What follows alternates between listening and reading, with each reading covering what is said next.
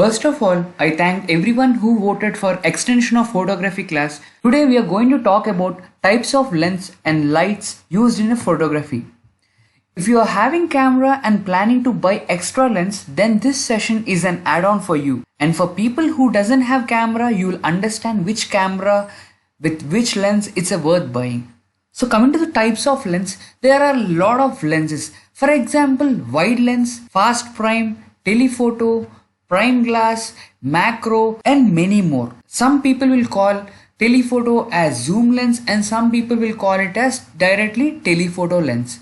And some people will call f2.8 or f1.8 lens, or some people will call it as prime lens. So terminologies will change from person to person or organization to organization. And coming to the types of lens, the first one is premium or non-premium lenses.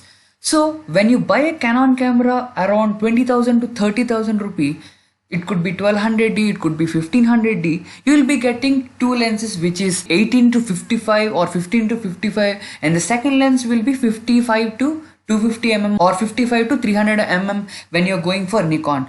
So the same lens what you are going to buy, which is 18 to 55, the same model also will be available for 50,000 rupee. The single lens will be costing of 50,000 rupee, where you can buy literally two camera sets or two camera kits. So why there is a difference between that single lens and a lens which is coming with your camera?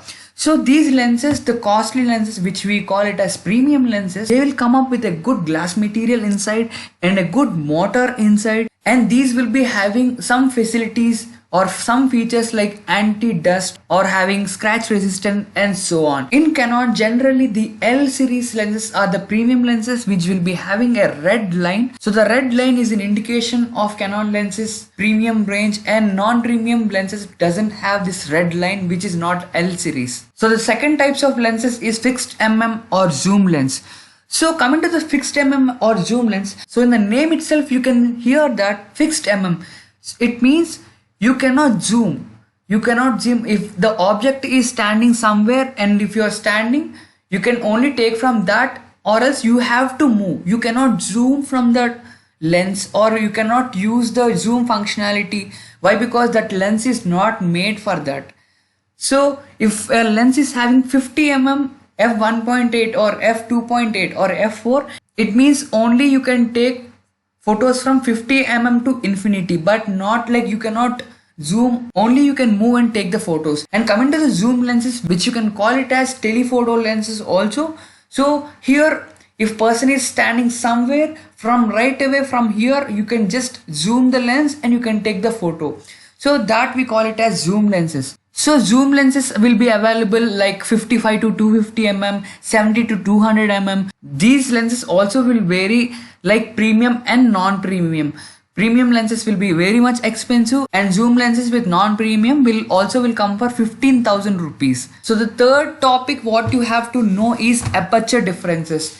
So the lenses also will come with different apertures. Usually when you are buying a camera, the lenses what you are going to get is, if it is Nikon, it will come with 3.5, and when it is Canon, it will come with f4.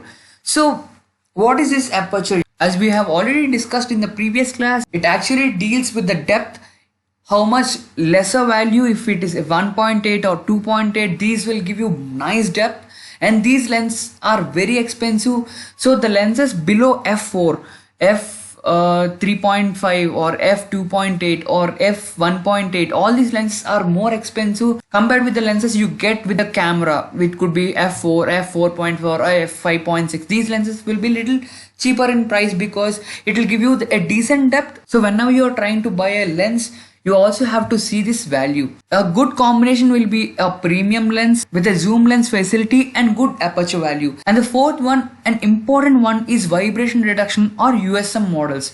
So vibration reduction or VR we call it in Nikon, and USM we call it in Canon. So what is this USM? USM is also ultrasonic motor.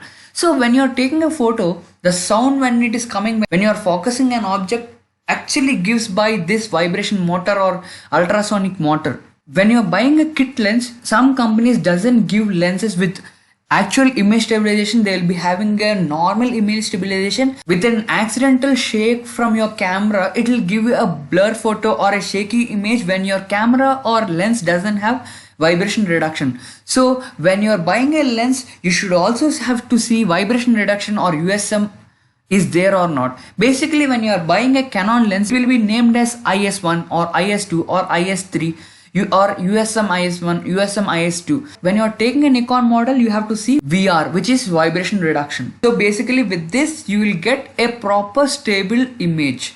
Excluding all the lenses what I just spoke, there are a number of lenses also existing in the camera industry. For example, one is fisheye lens.